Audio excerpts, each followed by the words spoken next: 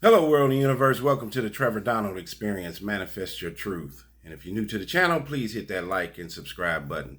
And for all my continued followers, I want to say thank you.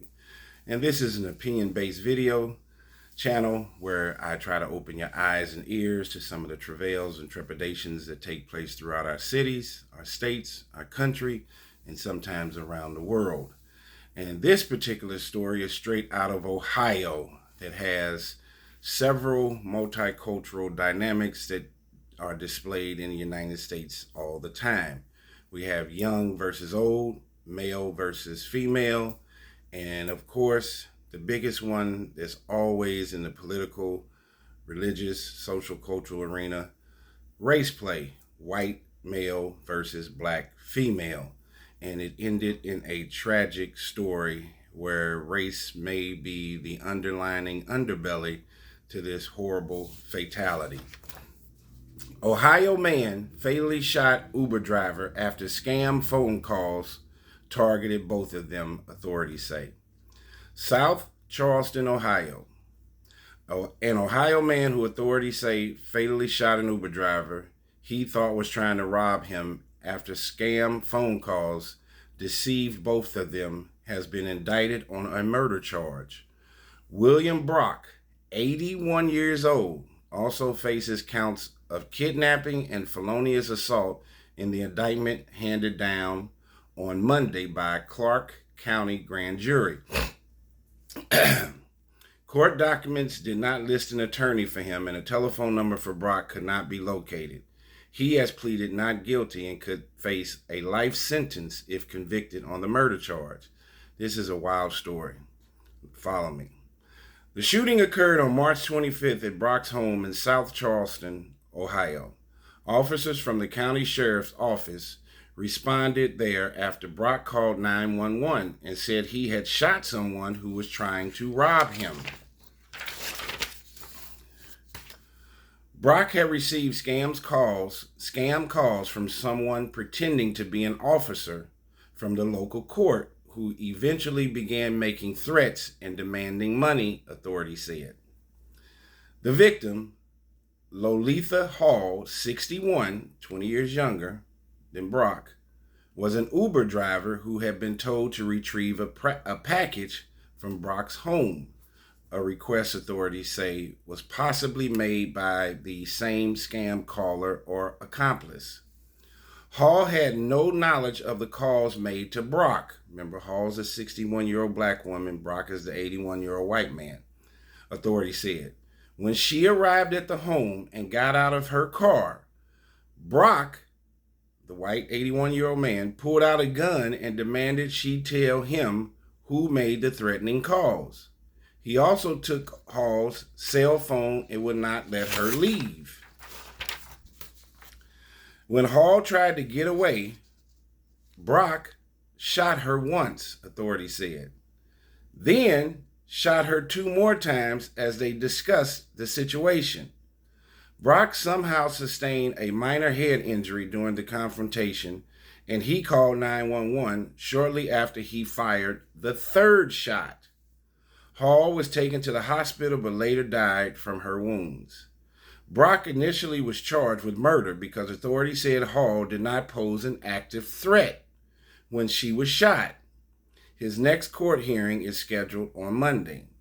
The original scam calls to Brock and Hall remain under investigation, authorities said, and it's not clear yet if the calls were placed by the same person. What a crazy story. This has all kinds of social cultural dynamics that are playing. And my presumption after reading and listening to this story, when you take the age dynamic, male, female, and of course, the race play, I think that Mr. Brock, at 81, coming out of segregation, and who knows what his life experiences have been like and how he feels about people of color, I think he made the presumption that this woman was the scam caller, was trying to commit a crime based on what she looked like and, of course, her race and he made a rush to judgment and decided to shoot her. His life was never being threatened, according to the documents. She did not have a gun, and instead of pulling out his weapon and detaining her or calling the police before he shot her, of course, she was trying to get away from him when he pulled the gun, but he could have detained her or called 911 once he looked out his window and saw her in his driveway and had a conversation. But he decided to take the law into his own hands. There's even a picture and a video of him burnishing his gun right in his driveway. She does not have a gun. She has her glasses in her hand and is trying to walk away from him. Not only is he a man and she's a woman, so there's no absolute threat to him, even though he's an elderly gentleman, but he has his gun. She has glasses in her hand. There was no life-threatening situation for him. He decides to shoot her and then have a conversation and then shoot her 2 more times. If racism is not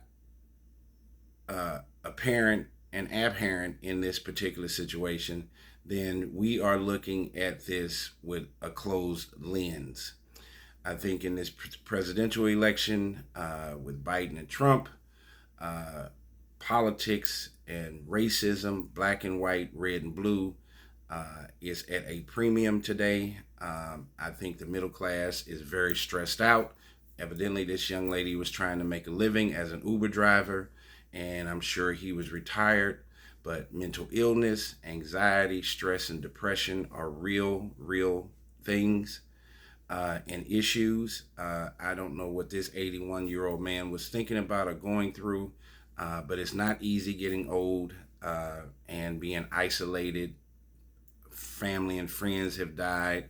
I don't know if he had kids or what stage mentally and physically he was at in life, but evidently there had to be racism, anxiety, stress, and a rush to judgment to shoot this woman unarmed who was an Uber driver just picking up or dropping off a package, and her life ended in death.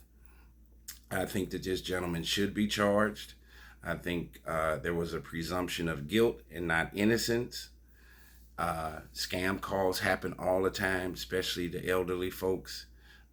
We always need to be aware and conscious of scammers on the internet, making phone calls, and we should not assume that a lot of these fake scam situations are real. We have to utilize our 5 senses, utilize our gut instincts. If it doesn't sound like it's truthful, it probably is not. And I don't think he took a deep breath when he was getting those scam calls. He should have called the authorities when that was taking place. I don't know the length of time that the scam calls were going on, or if it just happened within the last couple of days of that day. But I think the appropriate measure was for him to have the authorities involved in it in the beginning. There are too many guns, too many on the streets, too many people are carrying weapons, legal and illegal. And there is always this rush to judgment to burnish your gun and to shoot somebody. We do need guns, and you should protect your land and protect your home. But if there's no immediate threat, why are you shooting somebody in your driveway, let alone a woman? And again, I think her race played a big part of it. This Mr. Brock was 81 years old, so he's been through segregation into integration, and who knows what his thoughts about where the world is going today. And maybe he took it out on this woman that was 61 years old, just trying to make some money as an Uber driver and make an honest living. And she ended up being murdered by Mr. Brock's own hands and his gun. There was a very similar case in Kansas City several years ago where a young black boy knocked on the wrong door and an elderly white man instantly shot him. I don't think the young boy died, but he was an older white man with a young and having a circumstance with a young black boy, and he made a rush to judgment and shot him. Race play is a real issue in America. Tell me what you think.